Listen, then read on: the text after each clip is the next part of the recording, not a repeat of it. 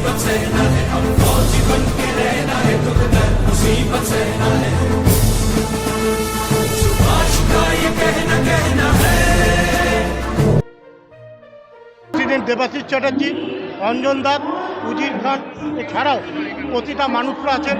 আমি এইটা চাই যে মানুষের পাশে থাকা এটাই দরকার।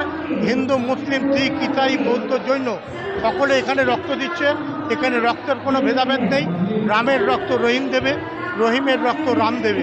তাই এই রক্তদান উৎসবকে স্বাগত জানাবার জন্যে নন্দিতা চৌধুরী সব সেলিব্রিটিরা একের পর এক ঢল তৈরি করেছে।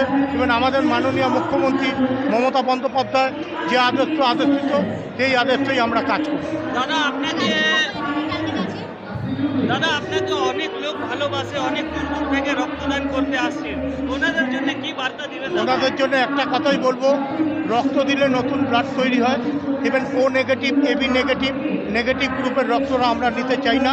তাদেরকে বলছি সেই রক্তটা রেখে দিলে তাদের নাম আর মোবাইল নাম্বার রেখে দিই। কোনো রকম যদি কারোর কোনো প্রয়োজন পড়ে আমরা তাদের পাশে থাকার চেষ্টা করি। হ্যাঁ, আমাদের টার্গেট যেটা, সেই টার্গেট ফুলফিল হলে তারপর আপনাদের জানাবো।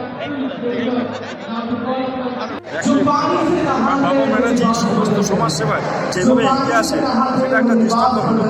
আজকে যখন কোভিডে যখন অনেক সমস্যা হচ্ছিল, তিনি অক্সিজেন থেকে আরম্ভ করে ব্লাড থেকে আরম্ভ করে সবসময় মানুষের পাশে দাঁড়ানোর প্রচেষ্টা করেন এবং মানুষের পাশে দাঁড়ান বাবা ব্যানার্জি। আজকে এই ব্লাড ডোনেশন ক্যাম্প পশ্চিমবাংলায় এরকম ব্লাড ডোনেশন ক্যাম্প আপনি দেখতে পাবেন এবং আমরা রাজ্য ক্যাডার সংস্থার তরফ থেকে সমস্ত জেলায় এটা প্রচার করেছি এবং 100 করে ব্লাড ডোনার আমাদের রাজ্য ক্যাডার সংস্থা থেকে এসেছে। আমাদের মধ্যে উপস্থিত হয়েছে এবং ইন্ডিয়াকে গর্বের সঙ্গে